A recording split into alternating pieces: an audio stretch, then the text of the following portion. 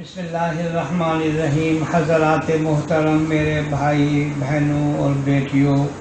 میں عشرہ ذی الحجہ کے احکام بیان کر رہا ہوں، اور میں نے ذکر کیا تھا کہ احادیث میں اس بات کا بیان کیا گیا ہے کہ ذی الحجہ کا چاند دیکھتے ہی جو حکم سب سے پہلے ہماری طرف متوجہ ہوتا ہے وہ یہ ہے کہ نبی کریم صلی اللہ علیہ وسلم کا ارشاد عالی ہے کہ ذی الحجہ کا چاند دیکھنے کے بعد اس کے لیے بال کاٹنا، ناخن کاٹنا درست نہیں،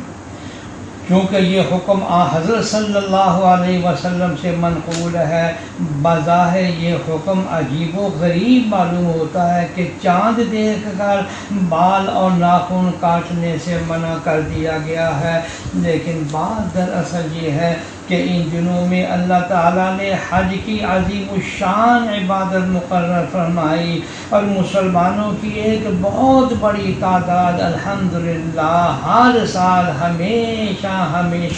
بیت اللہ کے طواف میں، منی، عرفات اور مزدلفہ میں جاتی ہے۔ اگرچہ اس سال حج بڑا محدود ہے، لیکن بہرحال حکم تو یہی ہے کہ جو بھی جائے گا وہ احرام پہن کر جائے گا۔ پھر اس پر یہ پابندیاں جیسے ذکر کی ہے، سلا ہوا کپڑا نہیں پہن سکتے، خوشبو نہیں لگا سکتے، منہ ڈھانپ نہیں سکتے، یہ پابندیاں کہ بال اور ناخن نہیں کاٹ سکتے، یہ تو وہ احرام باندھنے والوں کے لیے ہے۔ لیکن حضور سرور عالم صلی اللہ علیہ وسلم نے ہم پر اور ان لوگوں پر جو بیت اللہ کے پاس حاضر نہیں ہیں،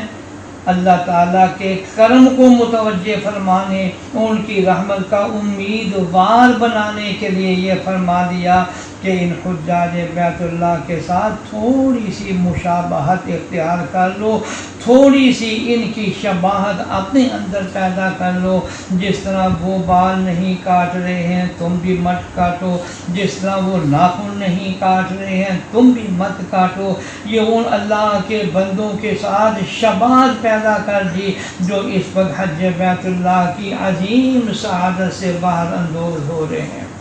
اللہ تبارک و تعالیٰ کی رحمتیں بہانے ڈھونڈتی ہیں۔ جب ہمیں یہ حکم دیا گیا کہ ان کی مشابہت اختیار کر لو، تو اس کا معنی یہ ہے کہ ان پر جو رحمت نازل فرمانا منظور ہے اس کا کچھ حصہ تمہیں بھی اللہ عطا فرمانا چاہتے ہیں، تاکہ جس وقت عرفات کے میدان میں ان اللہ کے بندوں پر رحمت کی بارشیں برس رہی ہوں گی تو ان کی بدلی کا کوئی ٹکڑا ہم پر بھی اللہ جل شانہ برسا دے، تو یہ شباہت پیدا کرنا بھی بڑی نعمت ہے۔ اسی پر خواجہ عزیز الحسن مجذوب رحمۃ اللہ علیہ کا یہ شعر ہے، فرمانے لگے تیرے محبوب کی یا رب شباہت لے کر آیا ہوں، حقیقت اس کو تو کر دے میں صورت لے کے آیا ہوں۔ یعنی اے اللہ ہم نے بھی ان حجاج کی شکل اختیار کر لی ہے، لہذا وہ میدان عرفات میں جو رحمت برسے گی وہاں پر، تو یا اللہ اس کے چھینٹے اس مشابہت کی وجہ سے ہمیں بھی عطا فرما دے، آمین یا رب العالمین۔